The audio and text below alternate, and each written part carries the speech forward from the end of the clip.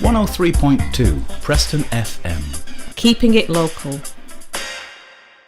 Simon, last time we met, we were sat in the studio, Preston FM, and the committee were meeting that day to look at your proposal bid that you put forward. We're all pleased to now be able to say that it was accepted. What do you think it was that the councillors liked about the proposal?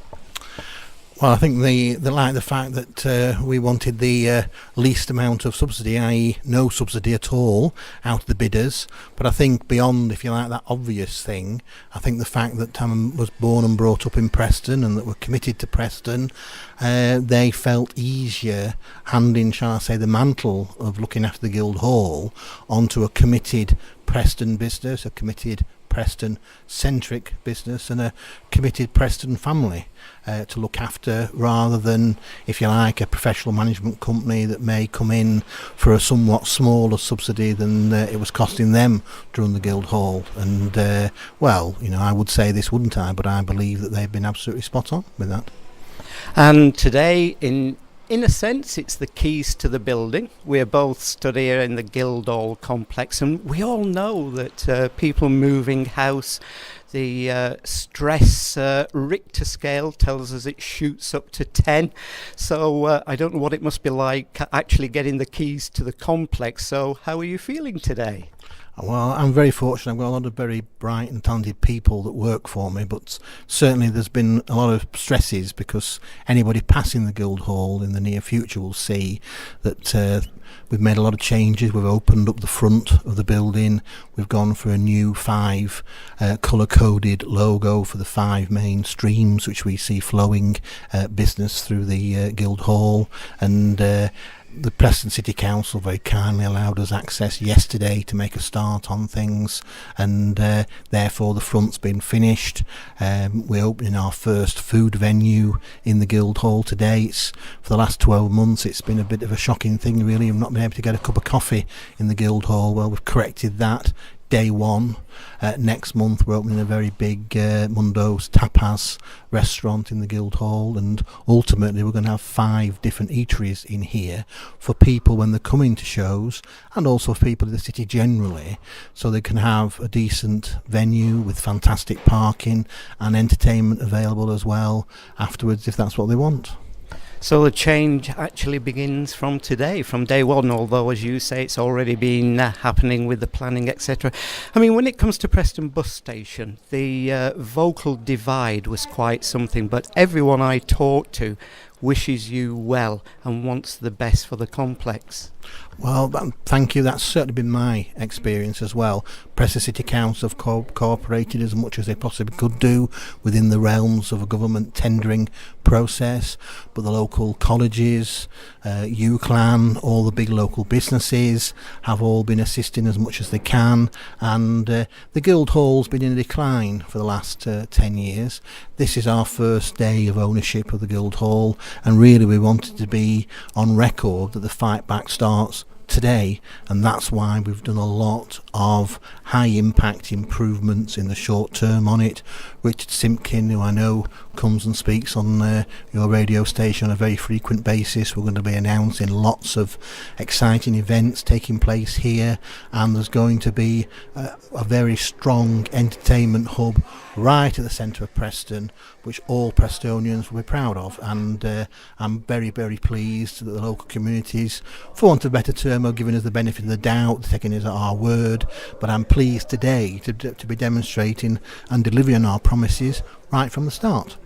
And just walking along the arcade there, looking at the work that's now beginning even today. And you were just mentioning about the comedy club. Hopefully we'll have a home here in the complex. Yes, indeed. I mean, the Frog and Bucket may have gone, but the Preston keeps its comedy club, and that's going to be based here in the Guild Hall with a whole series of events. And again, you know, the loss of a live venue for Preston is never a good thing, but with 53 degrees closing on the 31st of December, UCLAN are helping us as much as they can to make sure that the top acts which were there are going to be coming here, and I do think it's going to be good for Preston to have one strong live music venue rather than 2 and a bit lame ducks so far as live music venues is concerned, and we're determined, and everybody's helping and cooperating with us as much as they can, and therefore, you know, we're very sure that we can make a good success of the Guild Hall.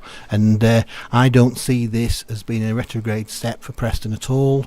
If you look at a lot of the amenities which are in Preston, they were built by local business people who've done well, putting things back into the community and establishing great venues for the town as it was then, the city as it is now. And I think we're just carrying that on now by me and other local businesses putting our shoulder to the wheel and getting the Guild Hall back to where it deserves to be.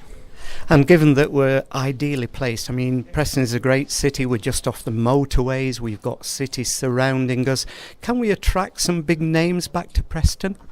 Well, when the Guild Hall was built in 1973, it was the biggest arena in the country.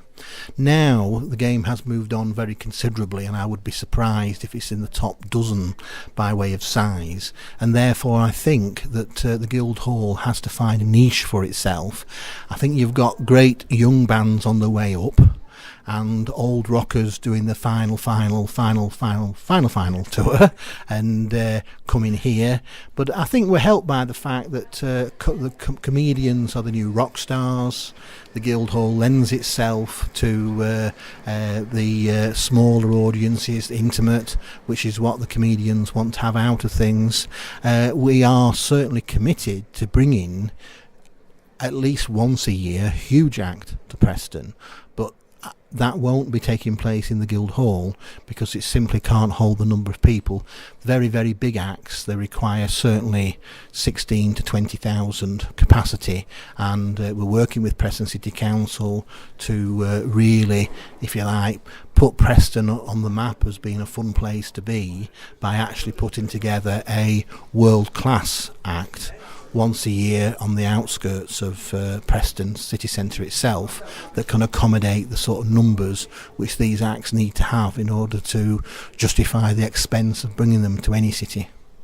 And last week I interviewed on Chat City, where this interview will go out this afternoon. I interviewed people from one of the local schools who were doing Bugsy Malone over the weekend. They'd never been on a professional stage before. They were so excited about it. Will the future be still community events? Well, it's actually written into our contract with Preston City Council that we have to continue to do at least as many community events as the Preston City Council did. But yes, from our perspective, there's a fantastic facility here which should be enjoyed by all Prestonians, and I would have thought there'd actually be more community events now rather than fewer. But certainly there's no threat to any of the community events which have taken place in the past, and that, as I say, that's actually written into our contract with Preston City Council. So today's launch day, what's that about then, Simon? Well, at lunchtime we've got 200 dignitaries coming to the Guild Hall, and the Lord Mayor is, or the Mayor, I don't know if we have a Lord Mayor or not, to be honest. We have the Mayor is handing over the keys to the Guild Hall to me. I don't know if there is physically a key to the Guild Hall or not, but I'm sure that between my PR team and their public relations team, they will have done something suitable to mark the occasion, and that's taking place between 12 and 2 today at the Guild Hall. Well, on such a busy day, can I thank you for taking time out to talk to us at Preston FM, and we just wish you all the best for the future and hope to talk to you a lot more over the coming months and years. Thank you very much. I'm always very happy to talk to Preston Community Radio. The Guild Hall is right at the centre of the Preston community. You're right at the centre of the Preston community, and it's right that your listeners give us the feedback as to what they want to see at the Guild Hall. We're committed to the community's engagement in the programme here, and we're most welcome. And Richard Simpkin, who runs the Guild Hall for me, I hope will be a very regular participant on your radio station, but I'm always available to you whenever you want to speak to me. Thank you very much. Thank you. 103.2 Preston FM. Keeping it local.